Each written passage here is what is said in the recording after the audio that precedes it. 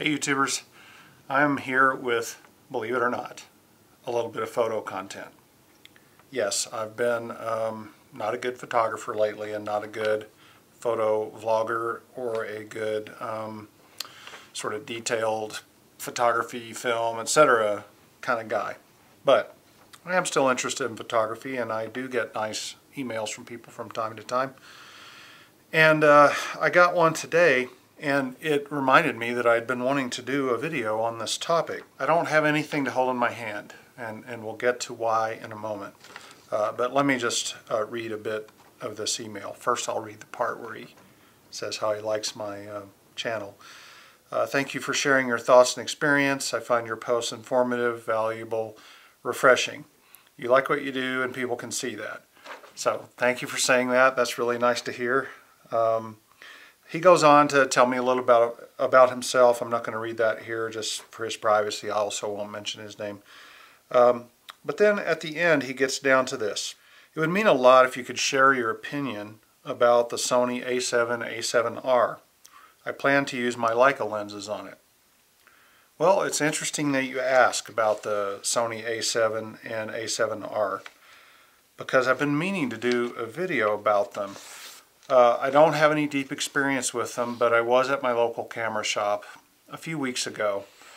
And while I think the A7 cameras are really horrible looking, I know that's not the most important thing in the world, but I just hate the way they look. There's something about that flat body and the oddly angled prism it just kind of gets on my nerves when I look at it. All that being said, I was in the shop, I saw one, and I was like, you know, I could shoot pretty much any lens I have on that camera. Maybe I should just get over the looks. I'll try it out. You know, I'll have them pull it out of the cabinet and I'll just see how I like it with the kit lens that was on it. So they pulled it out for me. I don't remember which one it was, the A7 or the A7R.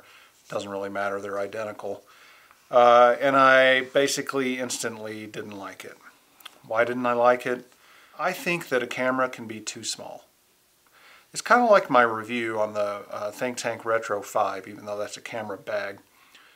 The Retro 5, going, and sticking with that for a moment, had a lot of great ideas in it, but the bag itself is too small to contain those ideas. It works so much better in the Retro 7 that I've kept and love and really like a lot. So it's almost like, I remember thinking this while I played around with the Sony A7. Oh, it's nice that they've given us a few more external controls. There's some dials on here. That's awesome. Just immediate access. I really love that. But the camera is so small. I couldn't get my thumb to where it needed to be to move the control. So it just seemed like I was constantly having to, fiddle around with the camera at a distance. I couldn't just do what I do on a normal full-size camera. Okay, yeah, it's a small camera, so shoot me. I can't shoot something that small comfortably. My hand actually kind of hurt after playing with it for a while, and that's really odd. I mean, I had it in my hand for, 20 minutes. I shot a whole bunch of shots with it. I just said I couldn't live with this thing, and I certainly wouldn't love putting a Leica R lens on it because the R lenses are pretty good sized lenses and this camera body's tiny.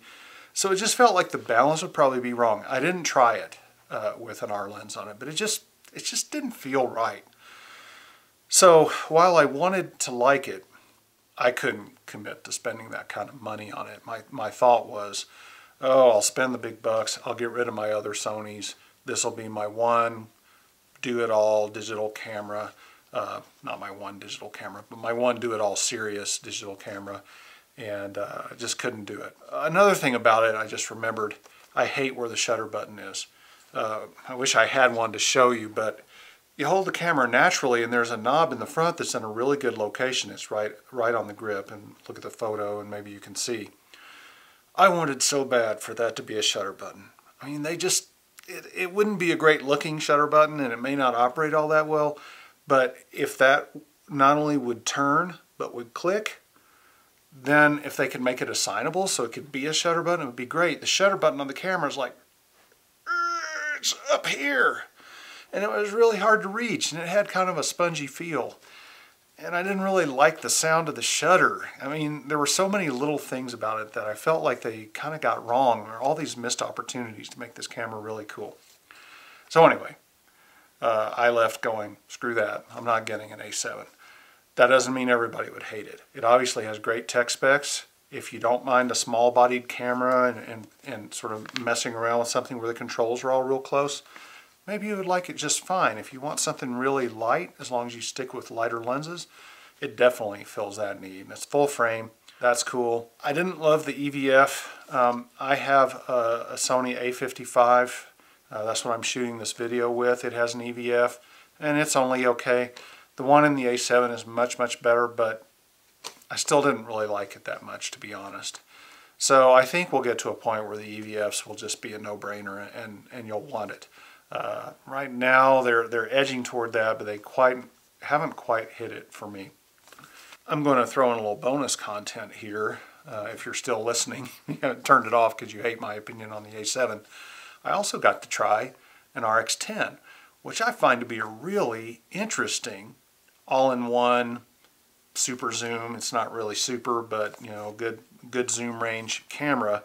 I also checked it out, and honestly, I considered getting one of those. Now it's not, you know, it's got a fairly small sensor. The sensor is the same size as my RX100, and that's a good size sensor for a tiny camera. It's not a great size sensor for a camera the size that RX10 is. But it is a really good sensor. I was happy with it in the RX100. Still am happy with it. But the RX10 puts that in a package that's a little easier to handle. And my recollection is it feels better in the hand than the A7R does. Now, I'm not trying to sell that camera, the RX10, over the A7 as like they're equivalent. They're not. They're just not in the same market. I'm just giving you my impression. Upon playing with both, I would have preferred to walk out with the RX10 over the A7R. So keep that camera in mind, the RX10, if you're looking for an all-in-one, throw in a bag type of deal where you don't have to worry about it too much except for the fact that it costs a fortune. So that's my answer to the question about the A7. For me, it's a no-go. For you, it might be. This particular guy that wrote me unfortunately can't try something in advance, so that's too bad. That's probably the only way you'd be able to decide whether you could live with this thing, whereas if you got a full-size DSLR, you kind of know they're all the same.